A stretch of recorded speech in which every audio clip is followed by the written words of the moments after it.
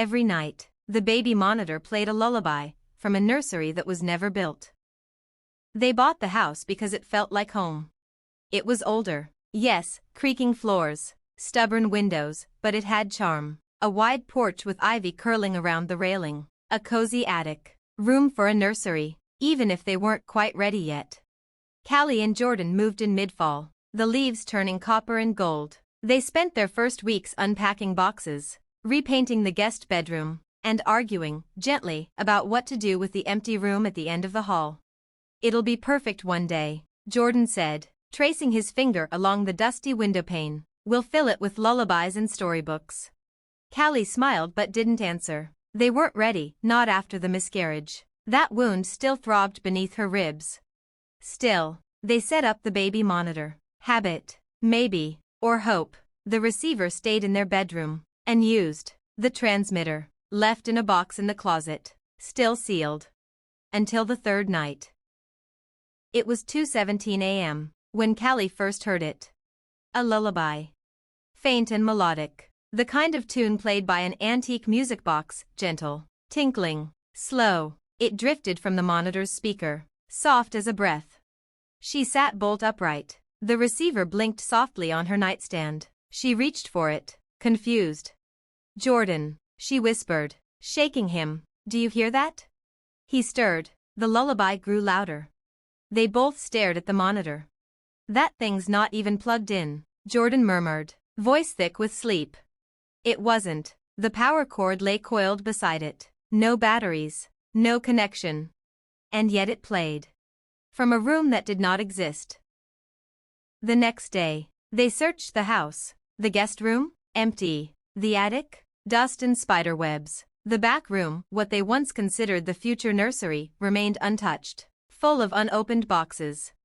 There was no crib, no mobile, no music box. They dismissed it. Mostly, maybe the monitor picked up a signal from a neighbor's nursery, an old frequency glitch. Rationality was easier than fear. But it happened again, every night. Always at 2:17 a.m. The same lullaby, sometimes followed by soft cooing, or a faint thump, like a toy dropped on a wooden floor. Once, a giggle.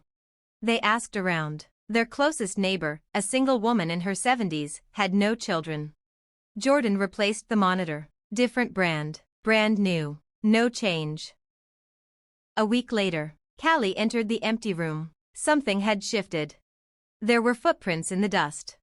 Tiny, barefoot, the kind a toddler might leave. She backed out slowly, closed the door, and nailed it shut. That night, the lullaby didn't play at 2:17. Instead, it began at 1:59, and this time, the monitor emitted a whisper. "Mama." Callie didn't sleep. They brought in a priest. He blessed the house. The air grew lighter for a day. Then it worsened. The lullaby changed. It was slower now, warped, a haunting distortion of the original. Behind it, the soft sound of something, crying, not a baby, not quite. Callie started waking up with bruises on her arms. Jordan found scratches on the hallway walls, low to the floor, as if a child had dragged nails through the paint. They ripped the monitor apart. Still, the song played. Callie began to dream. In the dream, she stood in the nursery, but it wasn't empty anymore.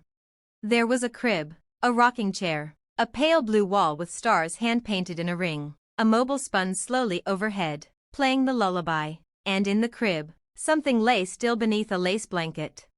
When she approached, the blanket began to rise and fall, like breathing. And the voice whispered again. "Mama, stay." She found records in the county archive. Their house had belonged to a woman named Margaret Trenton in the 1950s. She'd been pregnant, unmarried. Her baby, stillborn. The nursery had been built, then locked after the burial. In 1962, Margaret hung herself from the rafters in that same room, the room that was now theirs. But when Callie brought this up to Jordan, he stared at her. "There's no record of that room in the blueprints," he said. "Look." She did. The house only had 3 bedrooms. The back hallway ended in a blank wall. No room at the end. But they'd stood in it, felt the chill, seen the footprints. The next night, Callie returned to the room. The door was open. Inside, the nursery was fully furnished, old, dusty, and real. The crib creaked gently, rocking without touch. She stepped inside, the door shut behind her. She didn't scream. Jordan never found her. The room was gone, a wall where the door had been. But the baby monitor still played. Every night.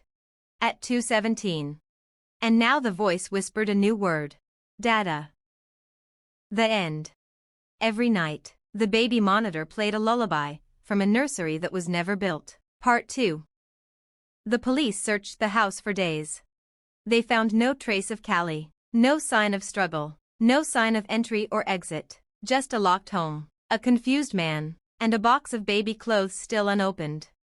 Jordan told them about the room, the nursery that wasn't supposed to exist. They laughed politely at first, then less politely. They found no such room. The hallway ended in a blank, solid wall, no seams, no studs, nothing. They said grief does strange things to the mind. Jordan stopped talking about the monitor after that. But he kept it. He couldn't help himself.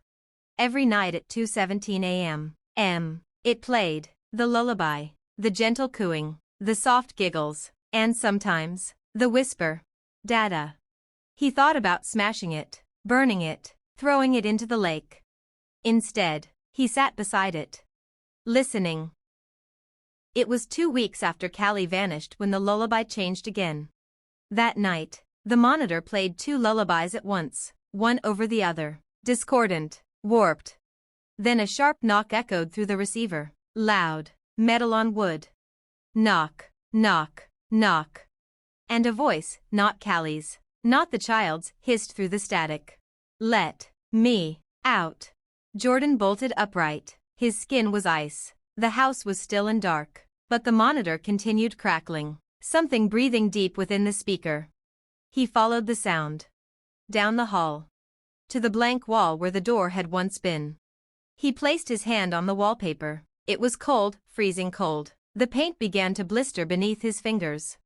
Then, from inside the wall, sobbing, he ripped through the plaster with a hammer and crowbar. The wall cracked, split. Beneath it, not drywall, wooden slats, old, rotted, nailed shut from the inside. He kept going. When he peeled away the last layer, he found a doorknob. Rusty. He turned it. And the door opened into darkness. The nursery was exactly as Callie had described from her dreams. Stars painted across a pale blue ceiling, a crib in the corner, a rocking chair swaying back and forth with no one in it. But this time, someone was in the crib. Something small, wrapped in a yellowed blanket, a soft hand curled above the edge of the mattress. Jordan stepped closer. The blanket shifted. And beneath it, what lay in the crib was not a child. It looked like one, until it looked back at him. Eyes too dark, too old, skin waxy, mouth moving without sound. Then it spoke. You left us. Jordan stumbled back. The door slammed shut behind him. He was trapped. The room pulsed with cold. The mobile spun above, playing the lullaby again, but backwards. Whispers crawled from the corners. Stay. Dada. She's part of us now. You will be too. He screamed, slammed the door, tried to claw it open. But it was gone. Just like Callie. From outside the wall, the house was quiet. The nursery was sealed again, as if it had never been there. Only the baby monitor remained on the nightstand. At 2:17 a.m., it crackled to life. A new voice joined the lullaby. 2 voices now. A woman and a man. Dada, the child whispered. Mama's here too, said the man. And soon, you'll be, too. TOB continued. Part 3? Every night, the baby monitor played a lullaby, from a nursery that was never built. Part 3. The house stood silent for weeks. Dust settled, wind rattled the windows, but inside, the air had changed, heavier, as if something beneath the walls had begun to breathe. No one lived there now. Not really. Not after both of them disappeared. Neighbors talked in hushed tones. First, the wife. Then, the husband. Police closed the case. Missing persons. No foul play. No evidence. But the house. It remembered. And the baby monitor kept playing. It ended up at a yard sale. Someone clearing out the home for resale found it in a box, still glowing. A young couple bought it for $5. A bargain, they thought. It looked old, sure, but functional. Vintage charm. They didn't know. They didn't ask. Their names were Lila and Daniel, expecting their first child, moving into their first home. They didn't mind the creaky floors, or the odd layout, or the empty space at the end of the hall that didn't lead anywhere.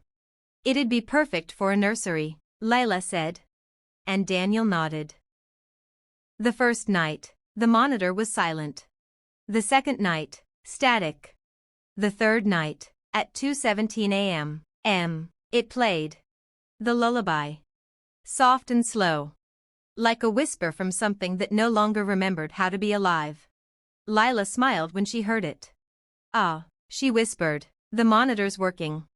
Daniel stared, confused. Wait, didn't we forget to turn on the transmitter?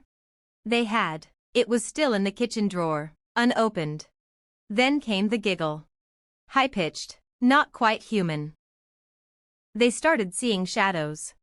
A rocking chair swaying when no one had touched it. Toys appearing in corners they hadn't unpacked yet. Tiny handprints on the mirror, from the inside. Daniel chalked it up to stress. Lila was in her third trimester. Hormones. Hallucinations. He stopped saying it after he found a pacifier in the crib that neither of them had bought. It was old. Chewed at the edge. And still warm. Then one night, Lila dreamed she was walking down a hall that didn't exist. At the end was a door she didn't recognize. It opened. And inside was a nursery. Not theirs, but familiar. Crib, stars on the ceiling, a mobile spinning slowly. And a woman standing by the window, face turned away. She was humming the lullaby. Hello? Layla whispered. The woman turned. It was Callie. Eyes empty, mouth stitched shut. She reached for Lila's stomach, and her hands were soaked in blood. Lila woke up screaming. Daniel didn't believe her. Until he heard it too. The monitor playing not one, but three voices now. A lullaby. A child giggling. A man whispering, it's almost time. On the day Lila went into labor, the baby's heartbeat vanished from the hospital monitors for exactly 1 minute at 2:17 a.m. The doctors were baffled. Then it came back, steady and strong. The baby was born healthy, a boy, quiet, too quiet. He didn't cry for the first 10 minutes. He just stared.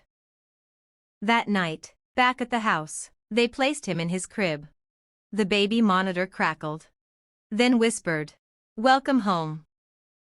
In the empty hallway at the end of the house, the wall pulsed. As if something inside it was listening. Waiting. Feeding. The mobile in the untouched nursery, the one that no one ever built, began to spin. And somewhere, in the layered dark behind plaster and time, Callie rocked slowly in her chair. Cradling something that looked like a baby. That sang like a baby. But wasn't. TOB continued. Part 4, would you like to go deeper? Every night, the baby monitor played a lullaby, from a nursery that was never built. Part 4. Lila didn't remember falling asleep. One moment she was rocking the baby in the nursery, the real nursery. The one she and Daniel had painted sage green and decorated with stars. The next, she was waking up on the living room couch, her neck stiff, her arms empty. It was 2:17 a.m. The baby monitor was glowing again. And it was singing. Not the lullaby anymore. A woman's voice, crooning a soft and broken tune. Not English, older, harsher, like a spell disguised as a cradle song. Layla blinked. Then she heard a second voice.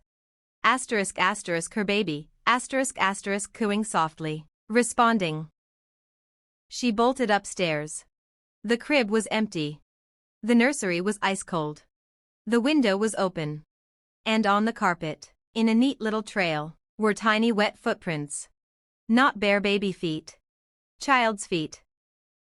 Daniel found her 10 minutes later, standing in the hallway, staring at the blank wall. "The baby's gone," she whispered. But he was already dialing 911. The police arrived. They found nothing. No signs of forced entry, no broken locks, no footprints on the lawn, no ladder beneath the window. No reason a 3-day-old infant could vanish without a trace. They questioned the couple separately, told them the baby must have been kidnapped, told them to stay calm. They didn't tell them what they heard on the baby monitor. But the 2 officers that reviewed the recording quit the force within a week. Lila refused to leave the house. "He's still here," she said. "I can feel him." She wandered the halls at night, pressing her ear to the walls. She stopped eating. Sometimes, Daniel would wake to find her standing in the old hallway, whispering lullabies to the blank wall. One night, she turned to him and said, "I saw her, the woman from my dream. She's feeding him now. She says he doesn't miss us yet." Daniel left the house that night. But the baby monitor followed him. It was waiting on the passenger seat of his car, still glowing, still humming. The voice whispered, "You shouldn't have run." He threw it into the river. It came back. On his doorstep. With muddy handprints on the screen. He burned it. He watched it melt and crack and fall apart in his fire pit. That night at 2:17 a.m., it was playing again on his nightstand. Same lullaby. Same static. But now, new voices. Many. Crying, giggling, moaning, singing.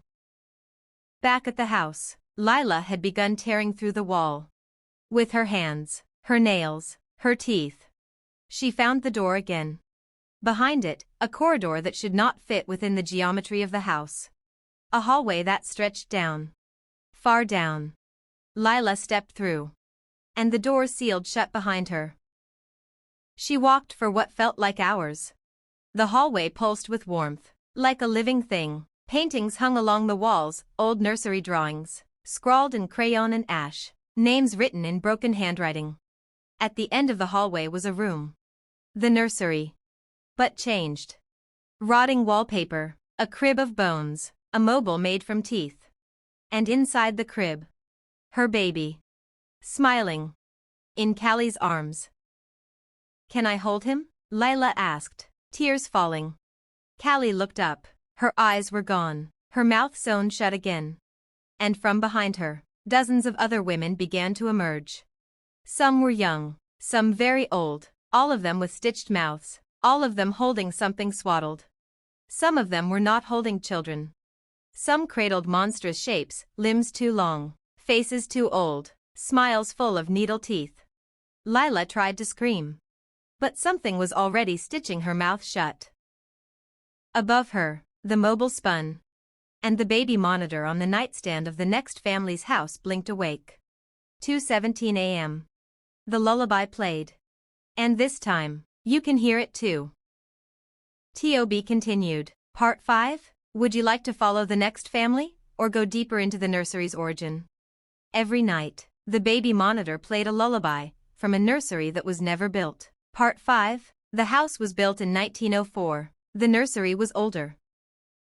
The house sat untouched for 3 years after Lila disappeared. No buyers, no tours, no curious teenagers sneaking in on dares. The real estate agent left a sign out front for a while, but the grass overgrew, and the sign fell, half swallowed by the earth like the house was trying to digest it. Only one thing ever remained visible. The window at the end of the hall. Every night at 2:17 a.m., it lit from within. A faint, golden glow. And behind the glass, a mobile spinning. Then someone new came looking. Not a buyer. Not the police. A historian. Dr. Evelyn Mark was writing a book on early colonial homes and the forgotten folklore tied to their foundations. She'd read whispers online about the house that sings, about missing families, unsolved cases, infant disappearances, reports that never made the news, neighbors too afraid to speak. The town didn't talk about the house. But they never tore it down either. Some things were better left sleeping. Evelyn disagreed. She came armed, floor plans, old blueprints, building permits dating back to 1904. But the deeper she dug, the stranger it got. The first house on that land wasn't built in 1904. It was moved there from another township, burned, then rebuilt. But before that? Before any recorded structure?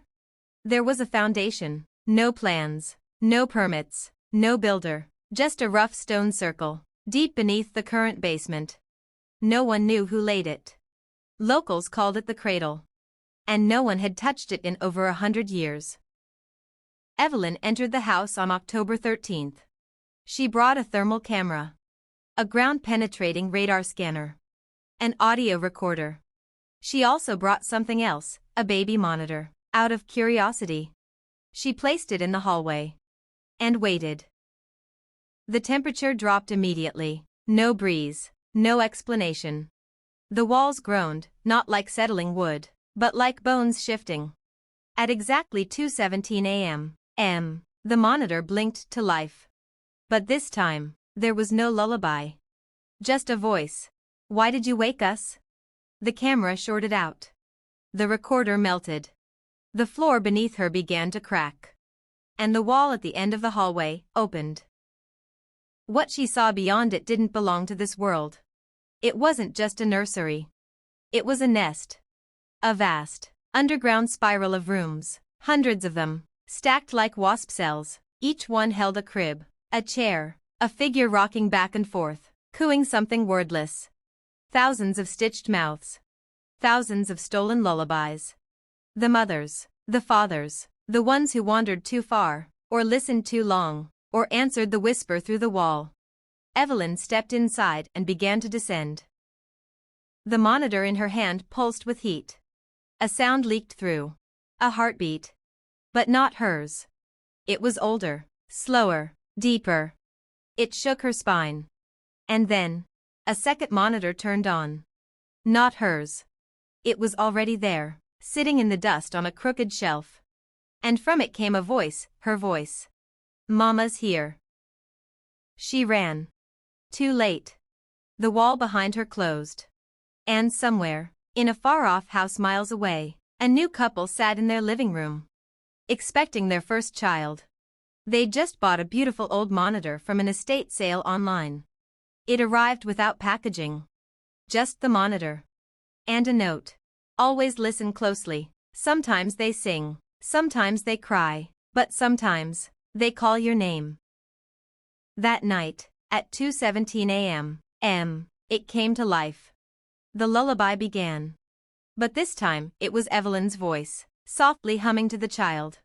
And behind it, a whisper. "We're still growing." TOB continued. Part 6. Shall we visit the very first nursery, before the house, before the town, before names even mattered?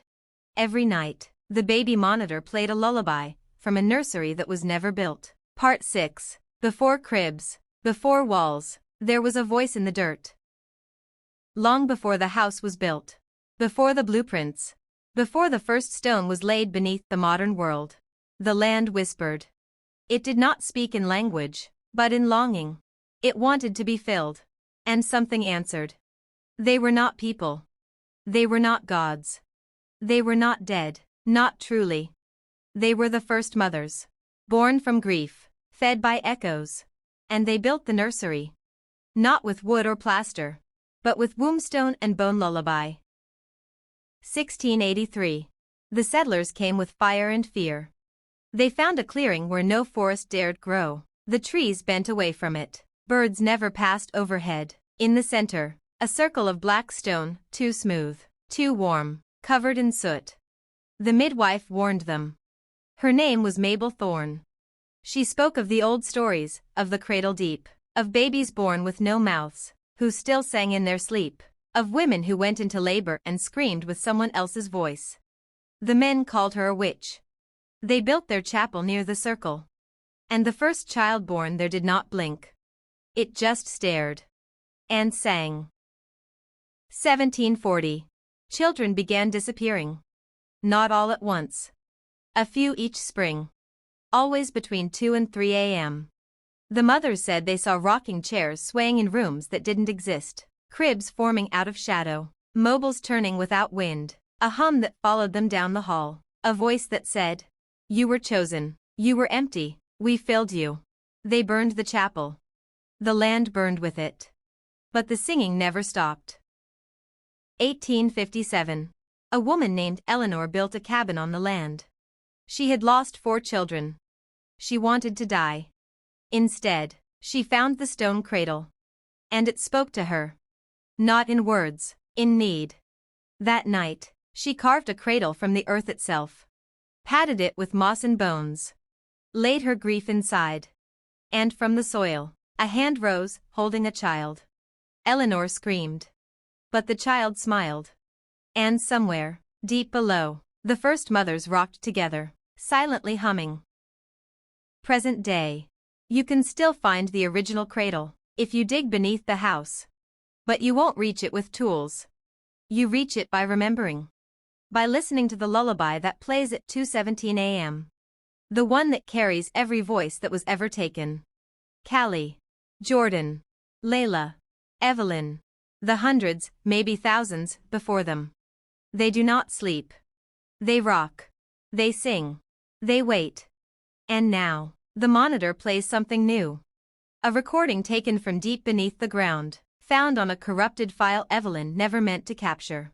A child's voice, layered with static and rot. "We never needed a nursery, until you built walls to lock us out. Now we build them from you." And in a new home, in a new city, a child stares at a blank wall at 2:17 a.m. A crib begins forming from the shadows. The mobile spins. The monitor lights up. It's your turn to listen. TOB continued. Part 7. Would you like to follow the first child ever taken, or the family that tries to break the cycle once and for all?